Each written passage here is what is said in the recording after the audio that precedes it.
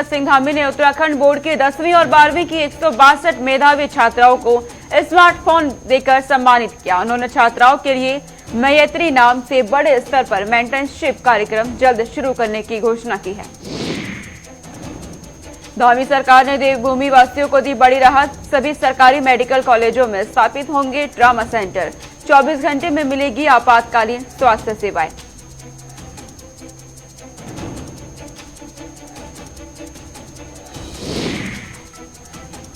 उत्तराखंड में चुनाव से पहले चुनावी तैयारी शुरू। आम आदमी पार्टी ने 8 विधानसभा क्षेत्रों में घोषित किए प्रभारी। अब तक पार्टी 22 विधानसभा प्रभारी बना चुकी है।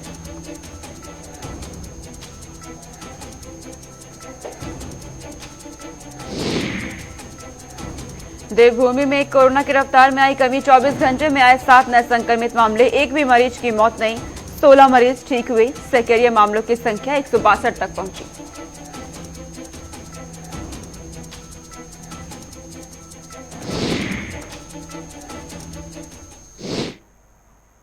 नमस्कार, बहुत स्वागत है आपका। आप देख रहे हैं गुलिस्तान न्यूज। मैं आपके साथ सोनिका सिंह। बुलेटिन की शुरुआत करते हैं। तमाम बड़ी खबरों से आपको रूबरू कराएंगे। सीधा उत्तराखंड लिए चलते हैं। बड़ी जानकारी इस वक्त सामने आ रही है। सीएम धामी ने मेधावी छात्राओं को सम्मानित किया है और इसी के साथ उत्तराखंड बोर्ड की 162 छात्राओं को स्मार्टफोन वितरित किए गए हैं और स्मार्टफोन देकर सम्मानित किया गया है छात्राओं को। साथ ही साथ सीएम धामी की तरफ से कहा गया कि मेंटरशिप कार्यक्रम जल्द शुरू की जाएगी। स्मार्टफोन छात्राओं के लिए सहायक साबित होगा, ये सीएम धामी की तरफ से कहा गया। आपको बता दें कि मुख्यमंत्री पुष्कर सिंह धामी ने अंतर्राष्ट्रीय बालिका दिवस पर उत्तराखंड बोर्ड 10वीं और 12वीं की 162 मेधावी छात्राओं को स्मार्टफोन देकर सम्मानित किया है और उन्होंने बालिका दिवस पर छात्राओं के लिए मैत्री नाम से बड़े स्तर पर मेंटरशिप कार्यक्रम जल्द शुरू करने की घोषणा भी की है। तो सीएम पुष्कर सिंह धामी की तरफ से लगातार बड़े फैसले लिए जा रहे हैं राज्य में हर वर्ग के लिए। अब इसी के तहत छात्राओं के लिए उन्होंने स्मार्टफोन देकर उन्हें सम्मानित किया है और घोषणा की गई है मेंटरशिप कार्यक्रम की। संवाददाता धनराज गर्ग हमारे साथ जुड़ गए हैं। तमाम जानकारी के साथ सीधा रुख करेंगे। धनराज, छात्राओं को सम्मानित किया गया है सीएम पुष्कर सिंह धामी की तरफ से और साथ ही साथ कहा गया है कि मेंटरशिप कार्यक्रम की जल्द शुरुआत की जाएगी। जी सोनिका, बिल्कुल जिस तरीके से कल बालिका दिवस था तो उसको देखते हुए कहीं ना कहीं मुख्यमंत्री पुष्कर सिंह धामी ने छात्राओं को सम्मानित करने का काम उत्तराखंड में किया है, जिनको स्मार्टफोन दिए गए हैं और साफ तौर पर कहा गया है कि जिस तरीके से जो बालिकाएं हैं उनको स्मार्टफोन उनके जीवन में अच्छा काम आएगा, क्योंकि जिस तरीके से आजकल ऑनलाइन क्लासेस चल रही हैं सोनिका, तो कहीं ना कहीं इसमें बड़ा ही लाभदायक स्मार्टफोन होगा। वहीं यदि बात करें पुष्कर सिंह धामी की, तो पुष्कर सिंह धामी साफ तौर पर यह भी कहते हुए नजर आए कि जल्द ही इंटर्नशिप तरह का कार्यक्रम एक छात्राओं के लिए चलाया जाएगा और साफ तौर पर उसमें कहीं ना कहीं छात्राओं को लाभ देने की कोशिश लगातार मुख्यमंत्री पुष्कर सिंह धामी करते हुए नजर आ रहे हैं।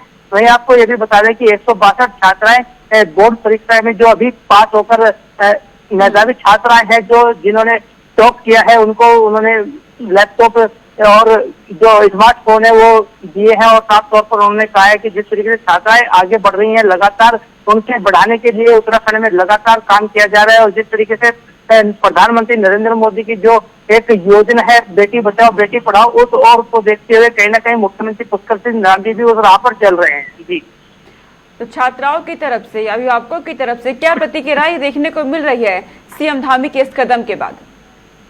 जी सोनिका, बिल्कुल जिस तरीके से देखा जाए कि लगातार मुख्यमंत्री पुष्कर सिंह धामी कार्य कर रहे हैं, योजनाओं पे योजनाएं निकाल रहे हैं, छात्राओं को सम्मानित कर रहे हैं, महिलाओं को सम्मानित कर रहे हैं, तो कहीं ना कहीं उससे जनता में खुशी का माहौल जरूर है। और साफ तौर पर देखने में आया कि जिस तरीके से 2 दिन मुख्यमंत्री पुष्कर सिंह धामी के पूरे हो चुके हैं, तो कहीं ना कहीं जनता उनकी सराहना भी कर रही है, क्योंकि जिस तरीके से योजनाएं लगातार मुख्यमंत्री पुष्कर सिंह धामी कर रहे हैं, लेकिन वहीं धरातल पर भी लगातार वो योजनाएं साथ के साथ उतारी जा रही हैं। यानी कि कोई भी योजना ऐसी नहीं होगी कि जो पेंडिंग में पड़ी रहे और चुनाव लड़ते ही वो खत्म हो जाए, लेकिन तो उसके लिए लगातार पुष्कर सिंह धामी काम कर रहे हैं, क्योंकि उत्तराखंड में 2022 का चुनाव भी नजदीक है और जल्द ही आचार संहिता उत्तराखंड में लगने वाली है। उससे पहले ही मुख्यमंत्री का प्रयास है कि जो योजनाएं निकाले जाए उनको सीधा लाभ जनता को मिले, तो कहीं ना कहीं जनता भी इससे का सराहनीय कार्य बताते हुए खुशी जाहिर कर रहे हैं। और साफ तौर पर जो अभिभावक हैं या फिर छात्राएं हैं उनका भी साफ तौर पर कहना है कि जिस तरीके से उनको मोबाइल दिए गए हैं, सम्मानित किया गया है, तो कहीं ना कहीं एक बड़ी उपलब्धि मुख्यमंत्री की मानी जा सकती है। जी धनराज, अगर बात ग्रामीण क्षेत्रों की करें तो वहां तक सीएम धामी की कितनी नजर है, क्योंकि ऐसे इलाके खासकर अत्याधुनिक सुविधाओं से वंचित रह जाते हैं? जी बिल्कुल सोनिका, जिस तरीके से देखा जाए कि ग्रामीण क्षेत्रों की बात यदि हम करें या पहाड़ी क्षेत्रों की बात करें तो कहीं ना कहीं उनको जरूर योजनाओं का लाभ नहीं मिल पाता, क्योंकि जिस तरीके से वहां तक योजनाएं नहीं पहुंच पाती, तो उसके लिए भी मुख्यमंत्री पुष्कर सिंह धामी लगातार अधिकारियों को निर्देशित कर रहे हैं कि जो योजनाएं निकाली जाए वो आखिरी छोर के व्यक्ति तक पहुंचनी चाहिए और तमाम ग्रामीण क्षेत्रों में पहुंचनी चाहिए, पहाड़ी क्षेत्रों में वो योजनाएं पहुंचनी चाहिए, जिसके लिए मुख्यमंत्री पुष्कर सिंह धामी खुद नजर भी बनाए हुए हैं। और साफ तौर पर देखने में आ रहा है कि जो योजनाएं निकल रही है वो कहीं ना कहीं ग्रामीण क्षेत्रों तक भी पहुंचाई जा रही है और पहाड़ी क्षेत्रों तक भी पहुंचाई जा रही है। यदि बात करें कनेक्टिविटी की सोनिका, जिस तरीके से मोबाइल स्मार्टफोन मोबाइल जो है वो कनेक्टिविटी नेट की नहीं आती है पहाड़ी क्षेत्रों में, और कुछ जगहों पर जो है ग्रामीण क्षेत्रों में इस तरह के मामले देखने में आते हैं कि कनेक्टिविटी नहीं होती है। उसके लिए भी लगातार मुख्यमंत्री पुष्कर सिंह धामी काम कर रहे हैं और उन्होंने साफ तौर पर निर्देशित भी किया है अधिकारियों को कि जहां पर कनेक्टिविटी नहीं है वहां पर जल्द ही टावर लगाए जाए और जल्द ही वहां पर कनेक्टिविटी दी जाए, जिससे छात्राओं को लाभ मिल सके। जी ठीक है धनराज, बहुत शुक्रिया तमाम जानकारी हम तक पहुंचाने के लिए। तो इस तरीके से सीएम धामी ने बालिकाओं के लिए कदम उठाया है, स्मार्टफोन वितरित किए गए हैं ताकि भविष्य बेहतर हो सके और पढ़ाई जब ऑनलाइन चल रही है अच्छी तरीके से वो भी हो सके। आगे रुक करते हैं, उत्तराखंड से एक और बड़ी जानकारी सामने आ रही है। धामी सरकार ने देवभूमि वासियों को बड़ी राहत दी है। दरअसल स्वास्थ्य क्षेत्र में राहत दी गई है। सरकारी मेडिकल कॉलेजों में ट्रामा सेंटर को स्थापित किया जाएगा। सीएम धामी की तरफ से बड़ा ऐलान, 24 घंटे में मिलेगी आपातकालीन स्वास्थ्य सेवाएं, ये स्वास्थ्य मंत्री की तरफ से कहा गया। स्वास्थ्य मंत्री ने जागरूकता के लिए ट्रामा रथ को हरी झंडी भी दिखाई है। तो बड़ी जानकारी उत्तराखंड से इस वक्त सामने आ रही है। स्वास्थ्य के क्षेत्र में बड़ी राहत उत्तराखंड वासियों को दी गई है। दरअसल सरकारी मेडिकल कॉलेजों में ट्रामा सेंटर को स्थापित किया जाएगा और स्वास्थ्य मंत्री की तरफ से कहा गया कि 24 घंटे आपातकालीन सेवाएं मिलेगी। तो सीएम धामी लगातार उत्तराखंड के विकास में जिस तरीके से कदम उठा रहे हैं, हालांकि 2022 में विधानसभा के चुनाव होने हैं और उससे पहले तमाम कदम उठाए जा रहे हैं उत्तराखंड सरकार की तरफ से, क्योंकि समय अब बहुत कम बचा है और अब स्वास्थ्य क्षेत्र में कदम उठाया गया है। ट्रामा सेंटरों को स्थापित किया जाएगा और कहा गया है कि 24 घंटे आपातकालीन सेवाएं मिलेगी। संवाददाता संचित शर्मा हमारे साथ जुड़ गए हैं तमाम जानकारी के साथ। संचित, सीएम धामी की तरफ से ये बड़ी राहत, उत्तराखंड वासियों को ट्रामा सेंटर स्थापित किए जाएंगे।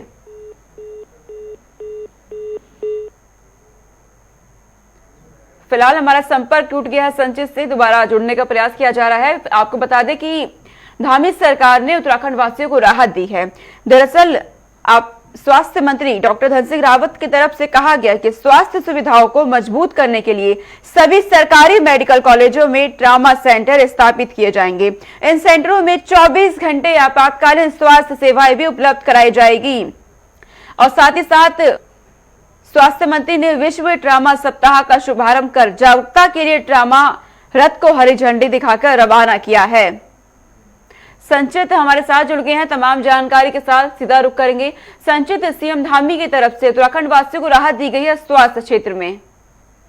जी देखिए सभी को बताना चाहूंगा कि जिस तरीके से लगातार स्वास्थ्य सेवाओं को लेकर के विपक्ष लगातार सरकार पर हमलावर था और इसे बड़ा मुद्दा बना करके चुनाव में घुराने का काम करने की तैयारी में था, तो लगातार पुष्कर सिंह धामी और जो उत्तराखंड के स्वास्थ्य मंत्री डॉक्टर धन सिंह रावत देखिए लगातार स्वास्थ्य क्षेत्र में काफी बढ़िया काम करते हुए नजर आ रहे हैं और तमाम तरीके की सुविधाएं उत्तराखंड को मिल रही है। और देखिए इसी चीज को लेकर के जो आने वाले विधानसभा चुनाव में जो स्वास्थ्य का मुद्दा है, मुझे लगता है कहीं ना कहीं इसको बुलाने का काम विपक्षी पार्टी नहीं कर पाएगी। और जिस तरीके से कहा गया है कि ट्रामा सेंटर को स्थापित किया जाएगा, कितना लाभ इसका पहुंचेगा लोगों को? बिल्कुल देखिए जिस तरीके से ट्रामा सेंटर को स्थापित जब उत्तराखंड में कर दिया जाएगा तो कहीं ना कहीं इसका लाभ पूरे उत्तराखंड वासियों को मिलेगा, क्योंकि तमाम तरीके की देखिए इमरजेंसी सेवाओं को लेकर के अगर बात करें, तमाम तरीके की दिक्कतों को लेकर के अगर बात करें तो ट्रामा सेंटर मिलने से उसको बड़ा लाभ उन सबको मिलेगा और एक कहते हैं कि हथियार के रूप में उभर के जब सामने ये आएगा तो एक नया हथियार स्वास्थ्य सेवाओं के पास होगा, स्वास्थ्य महकमे के पास होगा, जिससे कि जो उत्तराखंड की जो समस्या है स्वास्थ्य जुड़ी उसको भी पूरा करने में काफी मदद मिलेगी। कहा जा सकता है संचित के चुनावी मौसम चल रहा है, ऐसे देखते हुए लगातार कदम उठाए जा रहे हैं सीएम धामी की तरफ से। नहीं, देखिए, जिस तरीके से चुनावी साल तो चल रहा है, लेकिन जिस तरीके से पुष्कर सिंह धामी के हाथ में भी उत्तराखंड की कमान आई, तभी उनको कल 100 दिन पूरे हुआ। तो आप देखिए, जिस तरीके से अगर 100 दिन का कार्यकाल इनका देखा जाए तो तमाम तरीके के बड़े फैसले पुष्कर सिंह धामी ने लिए हैं, चाहे वो स्वास्थ्य के क्षेत्र में हो, चाहे वो सैनिकों के क्षेत्र में हो, चाहे वो अन्य युवाओं के क्षेत्र में, चाहे वो बेरोजगारी के क्षेत्र में, जो तमाम तरीके के मुद्दे जो उत्तराखंड के अंदर उठाने का काम विपक्ष कर रही थी, उन सभी मुद्दों पे बिल्कुल संचित सीएम धामी लगातार सजग नजर आ रहे हैं, तमाम कार्य उनकी तरफ से किए भी जा रहे हैं। पर छोटे से कार्यकाल में बेहद बड़े फैसले भी उन्होंने लिए हैं। बहुत शुक्रिया संचित, तमाम जानकारी हम तक पहुंचाने के लिए। आगे रुक करते हैं, आपको बता दें उत्तराखंड में 2022 में विधानसभा के चुनाव होने हैं और उससे पहले उत्तराखंड में चुनाव से पहले ही चुनावी तैयारियां शुरू हो गई है। जानकारी है कि आम आदमी पार्टी ने 8 विधानसभा क्षेत्रों में प्रभारी घोषित कर दिए हैं। अब तक पार्टी 22 विधानसभा प्रभारी बना चुकी है और जानकारी सामने आ रही है कि 8 विधानसभा क्षेत्रों में प्रभारी घोषित किए गए हैं। प्रभारी दिनेश मोहनिया ने प्रभारियों के नाम की घोषणा की है। धर्मपुर में प्रदेश कार्यालय में प्रेस कॉन्फ्रेंस में आम आदमी पार्टी प्रभारी दिनेश मोहनिया ने बताया कि डोनल्टी विधानसभा से अमरेंद्र बिष्ट, राजपुर से डिम्पल सिंह, ऋषिकेश से डॉक्टर राजे नेगी, वहीं भगवानपुर से प्रेम सिंह और मंगलौर से नवनीत, राठी कपकोट से भूपेश उपाध्याय, वहीं चंपावत से मदन मेहर और नानक मत्ता से सुनीता राणा को प्रभारी बनाया गया है। तो नामों की लिस्ट भी सामने आ गई है। 8 विधानसभा क्षेत्रों में प्रभारी घोषित कर दिए गए हैं। विशाखा चौधरी संवाददाता जुड़ गई हैं हमारे साथ। विशाखा, आम आदमी पार्टी एक्टिव मोड में है और अब प्रभारी भी घोषित कर दिए गए हैं। बिल्कुल सोनिका, देखिए अभी जो कल प्रेस कॉन्फ्रेंस हुई उसमें लगभग 8 जो प्रभारी हैं वो आम आदमी पार्टी की तरफ से दोबारा से बनाए गए और इससे पहले भी समय पर जो जिम्मेदारी है प्रभारियों को वो सौंपती रही आम आदमी पार्टी और अभी तक कुल मिलाकर 22 विधानसभा क्षेत्रों में जो प्रभारी है अपने वो डाल चुकी है, जिम्मेदारी सौंप चुकी है आम आदमी पार्टी। और जाहिर तौर पर जरूरत भी है क्योंकि जिस तरह से एक संगठन के तौर पर या फिर कहा जाता है जो तमाम विपक्षी पार्टियां हैं, कांग्रेस है, भारतीय जनता पार्टी है, वो यह जाहिर तौर पर कहती है आम आदमी पार्टी के न तो आम आदमी पार्टी के पास इतने व्यक्ति हैं, न कार्यकर्ता हैं, न नेता हैं कि इतने बड़े राज्य में चुनाव लड़ सके और ना ही चुनाव लड़ने का कोई एक्सपीरियंस है। तो जाहिर तौर पर फिलहाल आम आदमी पार्टी जो कर रही है, जिस तरह से जो अपने कार्यकर्ता बढ़ा रही है, तमाम जिम्मेदारियां सौंप रही है, उसकी जरूरत भी है। और जिस तरह से अभी जो प्रभारी बनाए गए हैं आम आदमी पार्टी की तरफ से, इससे जिम्मेदारियां जो सौंपी जाएंगी चुनाव लड़ने के लिए और जो बंटवारा होगा तमाम स्थितियों का, जाहिर तौर पर उससे भी सहायता मिलेगी। और जिस तरह से आम आदमी पार्टी अपनी रणनीति बना रही है, जिस रणनीति के तहत काम कर रही है, उसके तहत तमाम जो जिम्मेदारियां हैं, प्रभारी हैं, वो बनाए जा रहे हैं। लेकिन विशाखा, हम देखें तो आम आदमी पार्टी के पास चुनौती भी रहेगी क्योंकि कुछ समय पहले ही तमाम कार्यकर्ता बीजेपी में शामिल हो गए थे। जी बिल्कुल सोनिका, देखिए यही जो फिलहाल दिक्कत है आम आदमी पार्टी के सामने है कि जो अच्छे नेता या कार्यकर्ता फिलहाल के पास है, भारतीय जनता पार्टी के पास है, अब अपनी पार्टी के पास ना तो ऐसे कार्यकर्ता है ना ही ऐसे नेता है। और जो इक्का दुक्का नेता आम आदमी पार्टी में थे भी, वह भी भारतीय जनता पार्टी की तरफ या तो जाने के लिए तैयार है या पहले ही जा चुके हैं। तो जाहिर तौर पर जो फिलहाल स्थिति आम आदमी पार्टी के सामने वो यही है और ये दोनों पार्टियों की तरफ से इल्जाम लगाए जाते हैं, कांग्रेस की तरफ से भी और आम आदमी पार्टी की तरफ से भी, कि जो दोनों पार्टियों से जो निकल जाएंगे या जो एक तरीके से कहिए आप जो असंतुष्ट होकर जो बाहर आएंगे आम आदमी पार्टी, उनको अपने खेमे में पूरी तरीके से उतारने का प्रयास करेगी, उनको अपनी तरफ लेने का प्रयास करेगी और इसी इंतजार में आम आदमी पार्टी रहती है। ये इल्जाम लगाए गए हैं भारतीय जनता पार्टी और कांग्रेस की तरफ से और जाहिर तौर पर ऐसा देखा भी गया है कि जो कार्यकर्ता या जो नेता भारतीय जनता पार्टी से असंतुष्ट होकर निकलते हैं या कांग्रेस से असंतुष्ट होकर निकलते हैं, जाहिर तौर पर आम आदमी पार्टी उन्हें अपने आप से जोड़ लेती है। तो फिलहाल यही स्थिति, यही जो राजनीतिक उथल है वो राज्य में देखने को मिल रही है और फिलहाल हर पार्टी अपने स्तर पर की जो जिम्मेदारियां हैं, जो फिलहाल कोशिशें हैं वो कर रही है विधानसभा चुनाव को लेकर और आम आदमी पार्टी भी एक तीसरे विकल्प के तौर पर राज्य में जाहिर तौर पर उभर रही है। भले ही इससे पहले चुनाव का एक्सपीरियंस ना हो, लेकिन जिस तरह से तमाम जानकारी आपने पहुंचाई कि आम आदमी पार्टी किस तरीके से एक्टिव है और क्या चुनौतियां आम आदमी पार्टी के सामने रहेगी। बहुत शुक्रिया विशाखा। आगे रुक करते हैं, आपको बता दें उत्तराखंड में कोरोना से अब हालात सामान्य होने लगे हैं। देवभूमि में कोरोना की रफ्तार में कमी आई है। यह जानकारी उत्तराखंड से सामने आ रही है। 24 घंटे में 7 नए संक्रमित मामले कम होते जा रहे हैं लगातार, और 24 घंटे के अंदर एक भी मरीज की मौत नहीं हुई। 16 मरीज ठीक भी हुए हैं। वहीं सक्रिय मामलों की संख्या अब घटकर 162 तक पहुंच गई है। तो जानकारी आपको दे रहे हैं, उत्तराखंड में हालात सामान्य होने लगे हैं। विशाखा एक बार फिर हमारे साथ जुड़ गई हैं तमाम अपडेट लेकर के। विशाखा, देवभूमि में अब रफ्तार थमने लगी है कोरोना वायरस की, और जिस तरीके से हम देख रहे हैं कि मौत का सिलसिला भी थमने लगा है, ये राहत भरी खबर है। फिलहाल जिस तरह से कोरोना का ग्राफ राज्य में लगातार डिक्रीजमेंट की तरफ है, और जाहिर तौर पर फिलहाल जो रविवार से अब तक की जो सूची जारी हुई थी प्रशासन की तरफ से, स्वास्थ्य विभाग की तरफ से, उसमें 8 जिले ऐसे लाए गए जिसमें पिछले 8 से 10 दिनों में कोई संक्रमित मरीज नहीं मिला है। सभी पहाड़ी जिले हैं, पिथौरागढ़, चमोली और अन्य जो 6 जिले हैं। 8 जिलों की सूची ऐसी जारी करी गई जिसमें कोई भी संक्रमित नहीं मिला। इक्का दुक्का संक्रमित मिले हैं, वो भी जो ट्रीटमेंट के बाद जो 10 से 15 दिनों के भीतर ठीक हो चुके हैं। तो जाहिर तौर पर फिलहाल राज्य पूरी तरह से एक नियंत्रण की स्थिति से भी ऊपर की तरफ बढ़ता हुआ दिखाई दे रहा है। और जिस तरह से अभी त्योहारों का सीजन है और राज्य में चारधाम यात्रा चल रही है, और पर्यटकों का आना जाना है, धर्मार्थियों का आना जाना है, और एक तरीके से कहिए आपकी जमावड़ा राज्य में फिलहाल लगा हुआ है पर्यटकों से लेकर चारधाम यात्रा में आने जाने वाले लोगों का। लेकिन फिर भी जो स्थिति है, जो टेस्टिंग हो रही है, उस हिसाब से जो फिलहाल स्थिति निकलकर सामने आ रही है वह यही है कि फिलहाल कोरोना की जो स्थिति है वो राज्य में नियंत्रण में है। ग्राफ लगातार डिक्रीजमेंट की तरफ है, और जो भी फिलहाल स्थिति जो भी चल रही है उसकी कंट्रोल जो है प्रशासन की तरफ से पूरी तरीके से किया जा रहा है। वैक्सीनेशन सर्टिफिकेट देखा जा रहा है, वैक्सीन की डोज जिनको लगी है उन्हीं के लिए जो चारधाम यात्रा, जो 4 जिले हमने प्रवेश की अनुमति दी गई है, टेस्टिंग वहां पर हो रही है। तो जाहिर तौर पर यही प्रशासन की जो मशक्कत है, इसके बाद जो फिलहाल स्थिति है वो नियंत्रण में दिखाई दे रही है। और विशाखा, त्योहारी सीजन चल रहा है, तो बाजारों में क्या तस्वीरें देखने को मिलती है? क्या लोग जागरूक हैं जब बाजार पहुंच रहे हैं?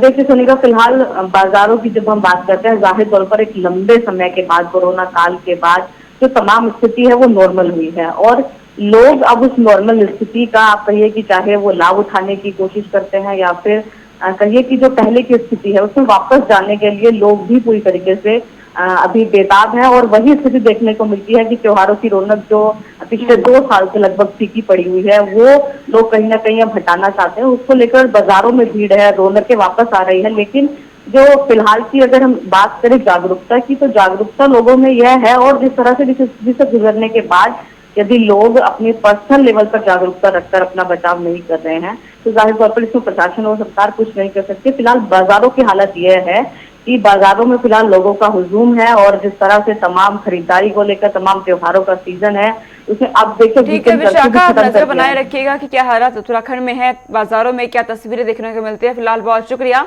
तमाम जानकारी हम तक पहुंचाने के लिए। आगे रुक करते हैं, आपको बता दें कि पुंछ में आतंकी हमला हुआ जिसमें कई शहीद जवान हो गए, और अब उन्हीं जवानों को सीएम चन्नी श्रद्धांजलि देंगे। तो शहीद जवानों के परिवारों की मदद के लिए पंजाब के मुख्यमंत्री ने यह बड़ा ऐलान किया है। तीनों शहीदों के परिवार के एक सदस्य को सरकारी नौकरी का ऐलान किया गया है, और साथ ही सभी शहीदों के परिवारों को 50-50 लाख रुपए सहायता पंजाब सरकार की तरफ से दिया जाएगा। तो ये बड़ा ऐलान, पुंछ आतंकी हमले में शहीद हुए जवानों को पंजाब के सीएम चन्नी की तरफ से श्रद्धांजलि दी गई है। पंजाब से हमारे रीजनल हेड और हमारे सीनियर साथी नवदीप छाबड़ा हमारे साथ जुड़ गए हैं तमाम जानकारी के साथ। नवदीप, जानकारी मिल रही है कि जो पुंछ आतंकी हमले में जवान शहीद हुए, सीएम की तरफ से अब उनके लिए बड़ा ऐलान किया गया है सहायता राशि को लेकर के भी। देखिए सोनिका, बिल्कुल जो 5 जवान शहीद हुए थे उसमें 3 जो हैं वो पंजाब से संबंधित हैं, गुरदासपुर डिस्ट्रिक्ट, कपूरथला और रोपड़। और तीनों जवान जो हैं एक ही रेजिमेंट के जवान थे। और कल क्योंकि जो खबर सुनी उसके बाद मुख्यमंत्री की तरफ से, क्योंकि पहले ही पंजाब सरकार की तरफ से ये जो ऐलान किया गया है कि पंजाब का जब भी कोई जवान बॉर्डर पर शहीद होगा या फिर पंजाब पुलिस का कोई जवान शहीद होगा तो उसे 50-50 लाख और एक सरकारी नौकरी दी जाएगी। तो इसी के तहत कल पंजाब के मुख्यमंत्री ने एक तो इस दुखद समाचार के लिए पूरे परिवार के साथ दुख जाहिर किया, और साथ ही ऐलान किया कि तीनों ही फैमिली के एक सदस्य को सरकारी नौकरी जो है वो तुरंत दी जाएगी। उसके अलावा 50-50 लाख रुपया देने का ऐलान भी जो है पंजाब के मुख्यमंत्री की तरफ से किया गया है। और आज क्योंकि तीनों ही जवानों का अंतिम संस्कार, उनके पार्थिव शरीर जो है उनको विदायगी जो दी जाएगी, तो उसमें भी पंजाब सरकार के तमाम कैबिनेट मंत्री जो है वो आज तीनों कार्यक्रमों में जो ये होंगे अंतिम संस्कार, उसमें हिस्सा लेंगे और पूरे सरकारी सम्मानों के साथ तीनों जवानों के जो पार्थिव शरीर हैं उनका जो अंतिम संस्कार है वो सोनिका यहाँ पर किया जाएगा। यानी एक अनोखे तरीके से कह सकते हैं नवदीप की श्रद्धांजलि दी जा रही है शहीदों को। देखिए, बिल्कुल एक परंपरा रहती है कि जब भी कोई जवान देश के लिए शहादत देता है, बॉर्डर के ऊपर आतंकवाद से लोहा लेते, तो उनके गांव के अंदर, उन पूरे इलाके के अंदर जो लोग हैं वो पूरे एक तरीके से देशभक्ति के रंग में नजर आते हैं, क्योंकि जोश जो है वो जवानों के अंदर भी दिखता है कि उनके इलाके का नवदीप, आप हमारे साथ बने रहे। इस बीच एक बड़ी जानकारी सामने आ रही है पंजाब से। दरअसल पंजाब पहुंचने वाले हैं दिल्ली के सीएम। 2 दिन के दौरे पर पंजाब पहुंच रहे हैं दिल्ली के सीएम अरविंद केजरीवाल। बड़ी जानकारी इस वक्त की, आज करीब 3 बजे अमृतसर एयरपोर्ट पे सीएम पहुंचेंगे और जानकारी मिल रही है कि दिवंगत नेता सेवा सिंह शेखवा के घर दुख प्रकट करने के लिए जाएंगे अरविंद केजरीवाल। शाम 6 बजे जालंधर के विश्वविख्यात देवी मंदिर तालाब मंदिर पहुंचा जाएगा। ये जानकारी मिल रही है। आपको बता दें कि कल दोपहर दिल्ली वापस रवाना हो जाएंगे और इससे पहले व्यापारियों के साथ मुलाकात की जाएगी। तो पंजाब में विधानसभा चुनाव 2022 में होने हैं, उससे पहले अरविंद केजरीवाल लगातार पंजाब पहुंच रहे हैं। तमाम घोषणाएं उनकी तरफ से की जा रही है, वादे और दावे जनता के साथ किए जा रहे हैं। नवदीप हमारे साथ जुड़े हुए हैं। नवदीप, पंजाब पहुंच रहे हैं दिल्ली के सीएम, एक बार फिर से कितना अहम उनका ये दौरा रहेगा इस बार? देखिए, हालांकि कल जब राघव चड्ढा मीडिया के सामने आए थे तो उन्होंने कहा था कि मुख्यमंत्री का केवल एक कार्यक्रम है, वो महामाई के दर्शन के लिए आ रहे हैं, क्योंकि 51 शक्तिपीठों में से एक माना जाता है देवी तालाब मंदिर, तो वो माता के दर्शनों के लिए माता का आशीर्वाद हासिल करने आ रहे हैं। लेकिन अभी जो उनका कार्यक्रम जो निकल कर सामने आया है, तो करीब 3 बजे वो अमृतसर पहुंचेंगे और उसके बाद सीधा वो बटाला के गांव शेखवा जाएंगे, जहां पर सेवा सिंह शेखवा की कुछ दिन पहले मौत हो गई थी, उनको श्रद्धांजलि देंगे।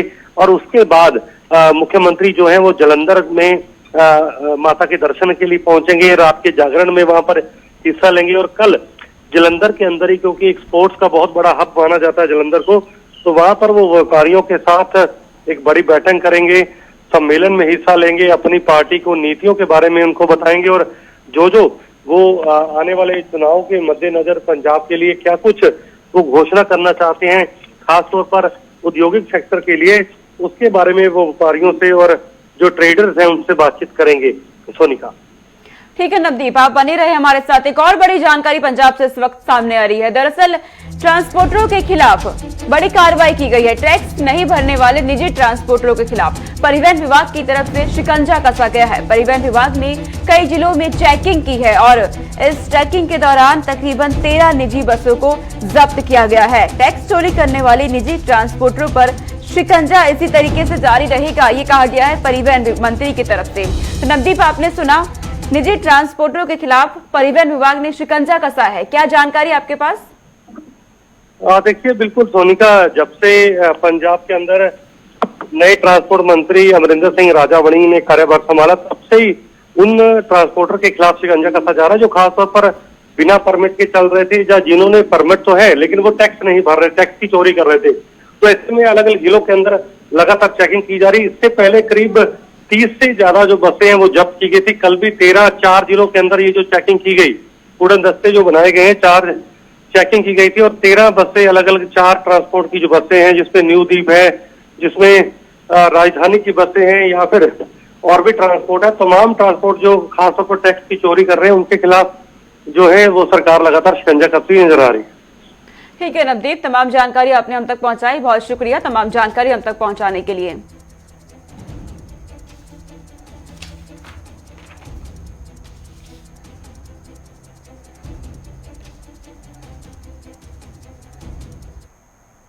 चलिए आगे रुक करते हैं। बिहार से इस वक्त जानकारी सामने आ रही है कि जिस तरीके से कोयले का संकट देश भर में देखा जा रहा है, अब बिहार के सीएम नीतीश कुमार की तरफ से यह मान लिया गया है कि कोयले की कमी देखी जा रही है।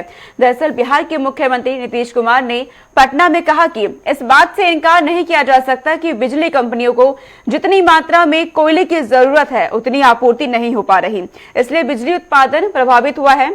हालांकि उन्होंने बिहार की जनता को आश्वस्त किया है कि राज्य में बिजली संकट नहीं होने दिया जाएगा।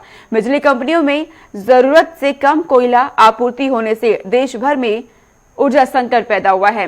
तो नीतीश कुमार की तरफ से भी ये मान लिया गया है कि बिजली कंपनियों में कोयले की कमी हो गई है। तो देश भर के अलग अलग राज्यों में इस वक्त देखा जा रहा है कोयले का संकट मंडरा रहा है, जिससे बिजली का संकट पैदा हो सकता है। अब फिलहाल बिहार से जानकारी है कि बिहार वासियों को रोशनी कम ना होने दिया जाएगा, इसका भरोसा सीएम नीतीश कुमार की तरफ से हालांकि दिया जा रहा है। पूछ रहे थे, उसके बाद वैसे तो हम देख रहे थे, उसके लिए हमने इन लोगों को डिपार्टमेंट से जानकारी लेने के लिए अपने अधिकारियों को कहा था कि क्या अद्यतन स्थिति कुछ दिन पहले से समस्या तो है ही, तो जो स्थिति बताई गई है उसके हिसाब से इन लोगों ने मुझको जो बताया, जानकारी दी है, ये फैक्ट है कि जितना यहाँ का रिक्वायरमेंट है और जो पहले आपूर्ति होती थी उस हिसाब से या तो जो एनटीपीसी से मिलता था या फिर अनेक प्राइवेट कंपनियों से लेते थे, तो इन सब लोगों से जितनी आपूर्ति का प्रावधान था वो आपूर्ति नहीं हो पा रही थी, इसके चलते समस्या आई। तो अभी इन लोगों ने बाकी अन्य जगहों पर जहाँ से बिजली ज़्यादा दाम में उपलब्ध हो रही है वहाँ से खरीद करके अब करीब करीब जो आवश्यकता उसके मुताबिक करने की स्थिति में जा रहे हैं। तो अब स्थिति को तो ठीक करेंगे, लेकिन एक बात जान लीजिए कि है ही सप्लाई कम हो गया है। तो सप्लाई कम होने के कारण यानी वहाँ पर जो भी होगा उसका प्रोडक्शन कम होगा।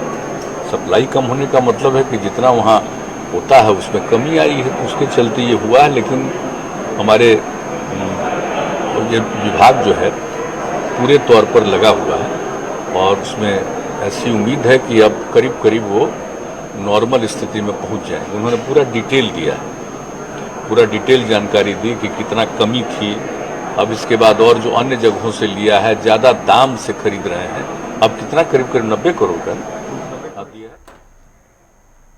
तो चलिए इस बुलेटिन में इतना ही। देश और दुनिया की तमाम खबरों के लिए देखते रहिए गुलिस्तान न्यूज। नमस्कार।